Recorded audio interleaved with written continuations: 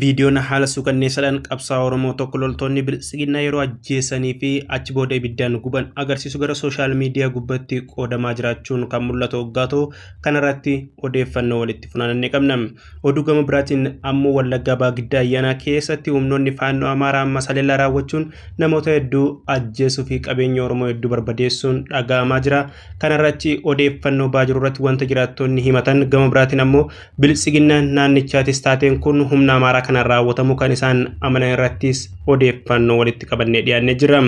Odeeffannoo keenya gama biraatiin ammoo Tigraay guutuun bilisoomuu malee mariistee waliigalteen taasifamu akka hin jirre qondaalonni olaanoon TPLF beeksuun dhaga'amaa jira. Oduma haala kana wajjin walqabatee baajiru kan bilisummaa lafaa wajjin walqabatuun naannoon Amaaraa ammoo Walqaayitti Sagadeen ammaas lafa iristii keenya jechuudhaan sochii naannichaa kan isaanii godhachuudhaaf taasisan akkuma itti fanitti jiraachuun dhaga'amaa jira. Kun ammoo walitti bu'iinsa keessoo Bilisiginnaatti illee kaasuun kan himamuu fi haalota waliigalaa irratti wantoota dhaga'uu qabdan jennu odeeffannoo keenya sa'a kanaa keessatti walitti qabannee dhiyaannee jirra. Kabajamtoota hordoftoota keenya kunniin qabxiilee hanga footoo oduu keenya sanaa keessaan muraasa hanga dhuma sagantaa keenyaatti nu faana turaa jecha oduu sa'a tanaa kan isinitti himu'an of beeksabaati. Nageenya keenya kan jaalalaa bakkum jirtanitti isin haa ga'u jecha namoonni miseensa YouTube chaanaalii keenya hin ta'in oduu fi sagantaan itti hojjennu yeroodhaan akka isin bira ga'uuf subscribe godhuu hin dagatinaa. Nu jajjabeessuudhaaf like, comment, share godhaa jecha gamanumaan gara bal'ina oduu keenyaatti isin dabarsina.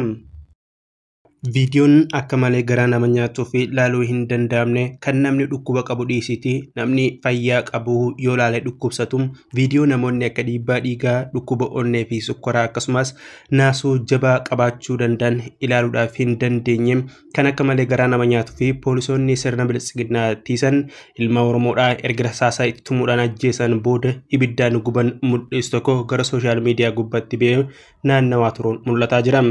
Viidiyoon kun poolisiin humna addaa Oromiyaadha nama rasaasan ajjeesanii reef keessaa yeroo ibiddaan guban kan agarsiisu waggaa ta'u gochi kun gochaa gara jabummaa poolisoonni humna addaa Oromiyaa jaamuudhaan naannoo Oromiyaa keessatti Abiyyi Ahmad fi Shimallis Abdiisaatiin bobbaafaman raawwachaa jiranidha.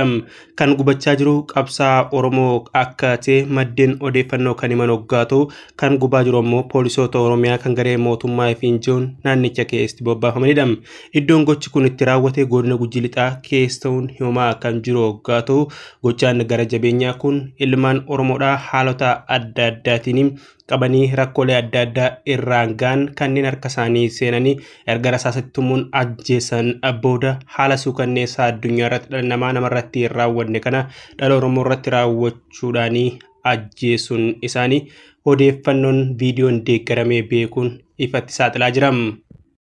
Odeeffannoo biraatiin ammoo giddaa ayyaanaatti haleellaa humnoonni Amaaraa kanneen mootummaadhaan deeggaramuudhaan yeroo adda addaatti uummata Oromoo irratti miidhaa ajjeechaa fi saamichaa gaggeessan faannoo Amaaraa fi Injaan jiraattota naannichaa irraan miidhaa jabaan ammaas irra deebiin ga'uun dhaga'amaa jira. Wallaggaa Baanaa giddaa ayyaanaatti milishaan faannoo lola uummata irratti bana itti fuudhanii miidhaa jabaa hawaasa nagayaa irraan geessisuun himamaa kan jiru waggaa ta'u aanaa giddaa ayyaanaa gandoota akka Haroo Ayyaanaa, Dooroo fi Nageessoo keessatti haleellaa milishaa Amaaraatiin raawwatameen namoonni 9 ajjeefamuu fi manneen 200 ol gubachuu fi qabeenyi barbadaa'uun himamaa jira. Guraandhala 19/2022 gandoota 3 olitti caqafaman keessatti haleellaa garee milishaa Amaaraa kun raawwateen gochoonni suukanneessoon raawwatamu jiraattonni himataa kan jiran waggaa ta'u namoonni ajjeefaman 9 kunis ganda Nageessoo irraa nama 5 waggaa ta'anii Haroo Ayyaanaa irraa nama 4 akkasumas Gandooroo irraa ammoo nama 2 yoo ta'an sirni awwaalcha namoota kanneen raawwatamuu fi haal naannoo san jiru akka rifaasaa fi yaaddeessaa ta'uun ifatti beekamee jira.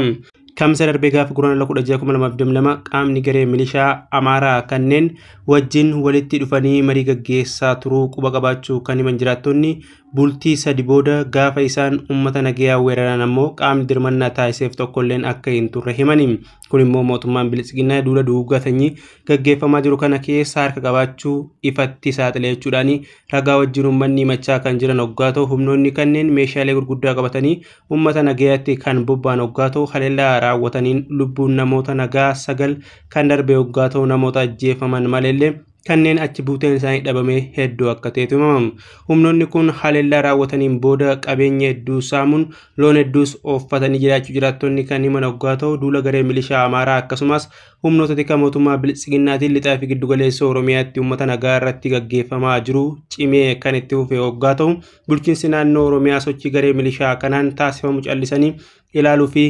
harka irra qabu kan filatan ta'uun ifatti mul'ataa jira. Haa ta'u malee ajjeechaa jumlaa uummata Oromoo irratti garee faannoo kanaan raawwatame kana wajjin wal qabsuudhaan Biltsiginnaan naannichaa ragaa kan baate hoggaa ta'u waajjirri koominikeeshinii aanichaatis rakkoon kun finxaaleeyyii Amaaraa kan garee faannoo jedhamu kanaan uummata irratti raawwatamuu isaa amanuun mul'atee jira. Oduu biraatiin yeroo biyyattii keessatti garee Biltsiginnaatiin marii biyyoolessaa jechuudhaan dachee dhiphisaa jiran kanatti Tigraay guutuun bilisoomuu malee mariis ta'ee waliigalteen taasifamu akka hin jirre TPLF beeksisuun dhagame. Lafa Tigraay guutumatti osoo hin bilisoomsin mariis ta'ee waliigalteen sirna Biltsiginnaa waliin taasifamu akka hin jirre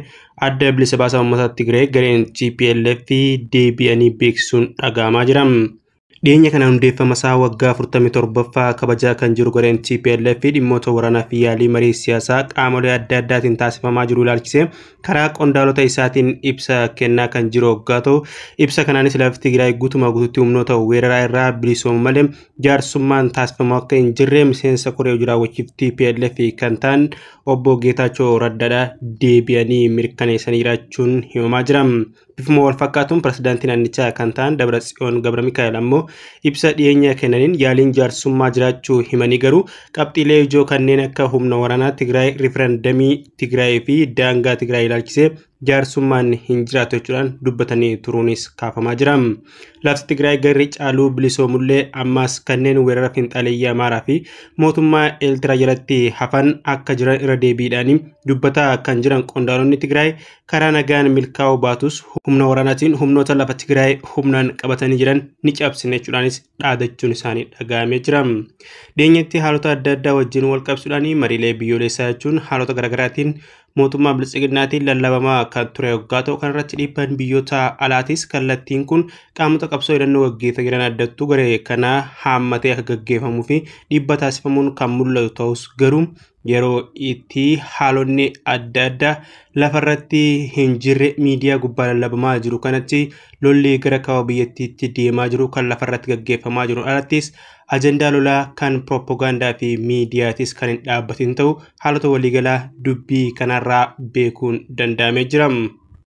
Kun kanan osoo jiru gama biraatiin mootummaan naannoo Amaaraa Walqaayit kan Amaaraati jechuudhaan sochii itti fufee jiraachuun himamaa jira. Mootummaan naannoo Amaaraa ejjennoo Walqaayit kan Amaaraati jiru naannolee biroo amansiisuudhaaf duula bal'aa taasisee jiraachuun ifatti baramee kan jiru hoggaa ta'u duulli kunis qindeessummaa naannoo Amaaraatiin taasifamaa kan jiru hoggaa ta'u kaayyoon duula kanaas lafa Tigraay gama lixaa waggaa tokko dura humnaan qabamee ture kana beekamtii seeraa fi siyaasaa argate naannoo Amaaraa jalatti akka bulu gochuudhaaf akka ta'etu himamaa jira. Koreen dhimma eenyummaa Walqaayit jechuudhaan socho'aa kan turan Koloneel Dammaqee Zooduu dabalatee miseensonni korichaa biroo dhiyeenya kana erguma wal fakkaatu Finfinnee akka turanii maddeen odeeffannoo naannicha irraa ba'an kan mirkaneessan hoggaa ta'u Biraanuu Juulaa dhiyeenya kana yeroo waraana naannicha qubate daawwachuudhaaf deemanitti wayyaaniin karaa kana bansiisuu barbaada garuu nuti hanga dhumaatti nu lolle jechuudhaan dubbachuunis dhagahamaa jira. Lafti Tigraay lixaa turee fi yeroo ammaan tanaaf finxaaleeyyii Amaaraa harka jiru godinni Walqaayit Tagadee jaamuun waamamu kun mana maree federeeshinii Biltsiginnaatiin beekamu waan hin qabneef bajanni bulchiinsaas ta'ee misoomaaf oolu hanga ammaatti akka hin ramadamneef himaa kan jiru hoggaa ta'u naannoon Amaaraa garuu bajata aanaalee biroo irraa hir'isee lafa maqaa iristii keenya jedhuun qabee jiru kana bulchuudhaaf yaalaa jiraachuun dhagahamaa jira.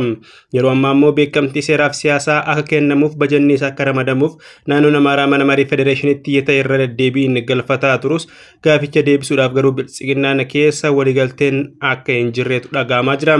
Dhimmicha ilaalchisuudhaan dabballoonni Biltsiginnaa yaada waliin faallaa lama qabachuun ifatti beekamaa kan jiru hoggaa ta'u yaadonni kunis dhimmichi riferendamiidhaan haa murtaa'u kan jiru fi humnaan qabannee jirra waan ta'eef riferendamiin hin barbaachisu warra jiru jidduu akka ta'etu himama. Walqaayit ilaalchisee sirni Biltsiginnaa keessatti garaagarummaan yaada dhalatee dhibdee keessoo paartichaatti hammaataa dhufee caalattuu balaarra buusuu danda'a jedhamuudhaan dabballoota Biltsiginnaa biratti sodaa akka uumetu mul'ata. Humnoonni Tigraay erga duubatti deebi'anii asitti humna guddaa aanota Walqaayit waldaan geessan irra kan qubachiisan hoggaa ta'u carraa karaa nagaan laficha deebisuu yoo gufate humnaan cabsanii seenuudhaaf dhalataa kan jirani. yeroo naannoon Amaaraa deeggarsa siyaasaa barbaachaa jiruu fi naannolee biroo naanna'uudhaanii akka malee kadhataa jiru kanatti humnoonni Tigraay kallattii garaagaraatiin humna waraanaa gara Walqaayitti Tagadeetti siqsaa jiraachuun ifatti mul'ataa jira. Haaluma kanaan marii fi wanni tokkolleen kan hin jiraanne ta'uu qondaalonni Tigraay kan dhaataniifis lafoonni kan Tigraay jechuudhaan isaan himatan hundinuu hanga harka isaaniitti deebi'an akka ta'e kan mul'isu kun qabxii tokkoo fi isa ijoo ta'uudhaan mul'ataa jira. Kabajamtoota hordoftoota keenya kunniin qabxiilee hanga footoo dhugeessanaa keessaan muraasa hanga dhuma sagantaa keenyaatti nu faana turuu keessaniif galatoomaa. Oduu